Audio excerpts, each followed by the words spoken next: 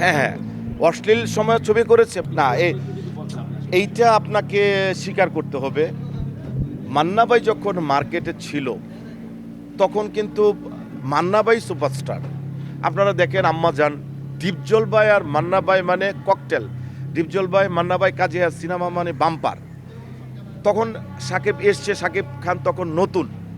হ্যাঁ, যেমন সাকিবের সাথে যখন সাকিব যখন জন্টু ভাইয়ের ছবি করে বিশ্বভরে নাগিন, এরপর থেকে শুরু হলো আরেকটা ছবি করলো বাপিটির যুদ্ধ।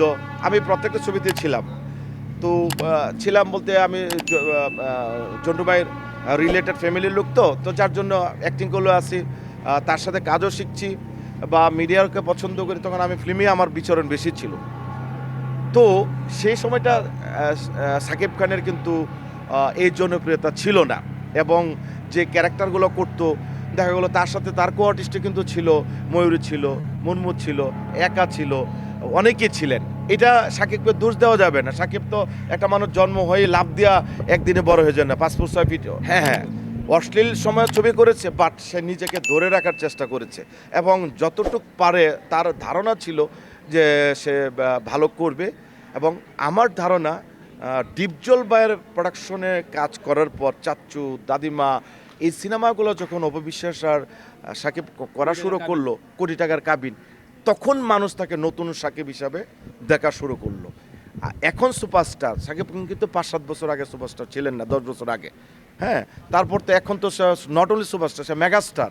ইন্ডিয়ার মতো জায়গায় বা পশ্চিমবঙ্গের মতো জায়গায়, এটা আমাদের গর্ব। আমি সাকিবকে নিয়ে মানে প্রাউড ফিল করি যে আমাদের দেশে একটা সাকিব খান আছে, আমাদের দেশে একটা মোশাররফ করিম আছে, আমাদের দেশে একটা চঞ্চল আছে, আমাদের দেশে একটা আফরান নিশু আছে, অপূর্ব আছে। এইগুলো আসলে আমাদের গর্বের বিষয়।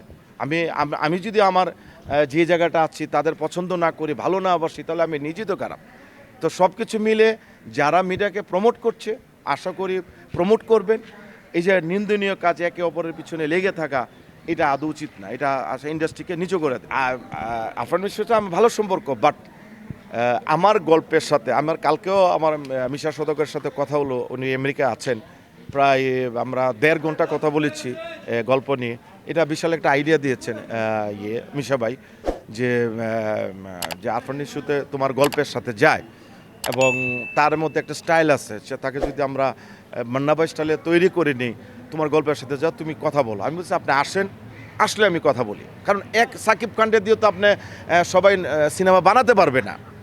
সাকিব খানকে আমি ছোট করে কথা বলছি না, কারণ উনি এখন তার কেরিয়ার অনুযায়ী বছর হতে 4টা সিনেমা করবে, কিন্তু আমাদের ইন্ডাস্ট্রিতে দরকার আছে 30টা সিনেমা। তাহলে বাকি সিনেমাগুলো কে করবে? আমি কি সিয়াম খান আমার খুব কাছে ছোট ভাই, সিয়াম আহমেদ, কারণ আমরা একসাথে নাটক করেছি মনকানের একটা সিরিয়ালে, কক্সবাজার, খুব মজা করেছি। তো ও ভালো করছে, ওর নিয়েও আমার একটা চিন্তাভাবনা আছে। তো আরফিন শুভ নাটকের, আমরা নাটক থেকে যেই আর্টিস্টগুলো এসছে আজকে, তারা স্টাফ আমাদেরই আমি মনে করি। নাটকের সিনেমা আমার কাছে তো আলাদা না, দুটো আমার কাছে এক। তো তাদের নিয়েও চিন্তাভাবনা আছে। দেখি আমার গল্পের সাথে যার যা, আমি তাকে নিয়ে ইনশাল্লাহ শুরু করব।